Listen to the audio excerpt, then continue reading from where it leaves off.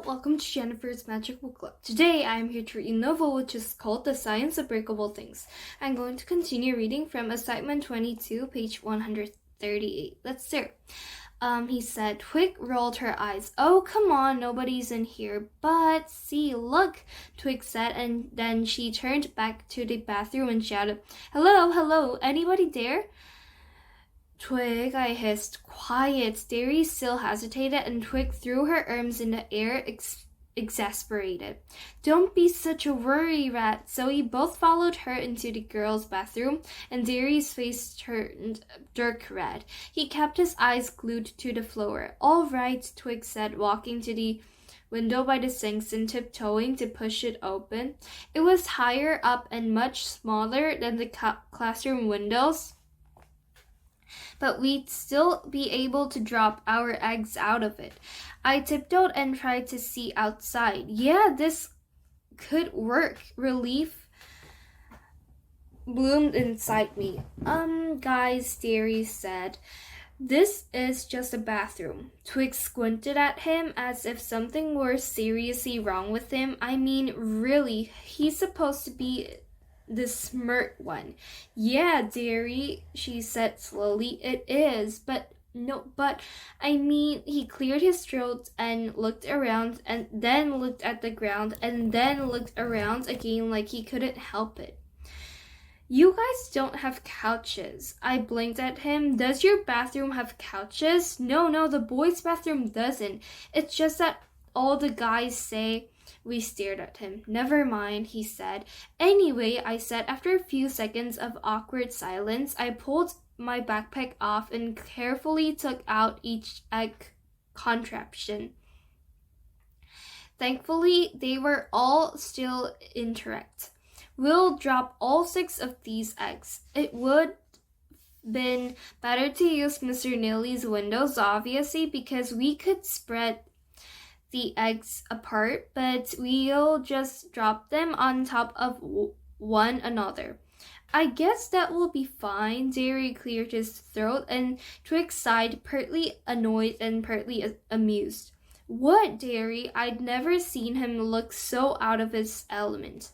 He started tugging at the hem of his shirt again, as if he were trying to drag himself down through the earth and disappear. It dawned on me that if anybody caught us right now, he'd be in the most trouble.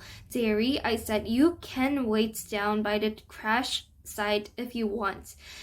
His whole body relaxed. Really? Yeah, it makes more sense. You can move the old eggs out of the way and clear the space for the next shop. He considered it, already inching toward the door. That would be very helpful, actually, but I wouldn't want to leave you guys. Twig stepped in, pulling a wad of paper towels and a plastic bag from the backpack and handing them to him. It's okay, Derry. You can be the cleanup man. Plus, it's probably the most dangerous job of all, because if anyone catches you, you'll be standing there with a pile of eggs. I hadn't considered that, and I worried it might be true, but Derry nodded to the cleaning supplies and ran out of the bathroom without another word. As we waited for Derry to reach the bottom, Twig and I took each egg out of its protective wrapping and lined all of them up on the windowsill. They sat there in a row, ready to meet their fates. To be honest, they looked pretty silly, and I wasn't quite sure how well they'd survive, but I couldn't think about that. I pushed all the doubt out of my head, and once Derry was ready for us, I picked some up Smadges, the s'mores themed egg. The chocolate and marshmallows had melted slightly, so they stuck onto my hands. Twig raised her eyebrows. The first drop. Should we make a speech? I left but avoided a question. I didn't want to make a big deal out of it. I didn't want to think too hard about what all this meant. I just wanted to drop the eggs and see which one survives and get back to being okay. Be strong, little Smedges, Twig said, and fly safely. I held it out of the window. Ready? Twig grinned. Ready. Down below, Derry stepped back and flashed a thumbs up. I dropped Smedges. We couldn't see whether or not it survived. We just watched Derry sweep it aside to prepare for the next egg. Being up there with the egg just a speck and the results unknown was strange. I felt like anything was possible. That was awesome, Twig said, slapping my back. My hands were shaking, so I stuffed them into my pockets and let Twig pick up the next egg, which was covered in cotton balloons. Cotton balloon heaven. Derry's being weird, she said, peeking outside as she held the egg out, ready to drop it. I leaned next to her and looked down at Derry, who was frantically waving his arms in the air. She sighed and shook her head as if this were just some strange Derry quirk. Ready? She asked me. Twig, wait. I looked back down at Derry, who was now running around in a panic. I think something's wrong. A buzzer sounded downstairs, followed by the sounds of the big front doors opening and the chatter of parents. I turned to Twig in horror. The game! It must have been blown out. Everyone's leaving now.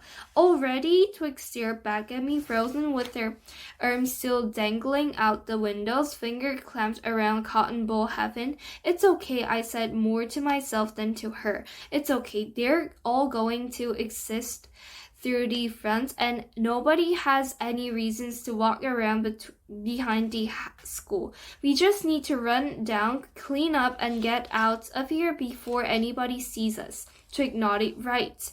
Okay, let's go. And then, without any word or warning, she swept her arm along the windowsill and pushed all the eggs out at once. I gaped at my reckless, illogical best friend. Twig had done some inexplicable things over the past few years, but this was a whole new level. Twig, why would you do that? She shook her head, eyes wide. I had to destroy the evidence. You didn't destroy the evidence. You just splattered it over. I don't know. I panicked. I didn't have time to deal with this. I grabbed Twig's wrist and we ran out of the bathroom. Abort mission, abort! Twig yelled wildly as we pounded down the 3 flights of stairs.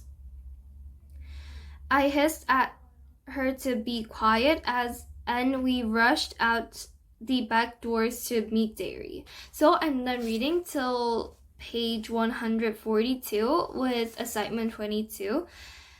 I hope you're enjoying it with me and see you later. Bye. Have a nice day. Thank you.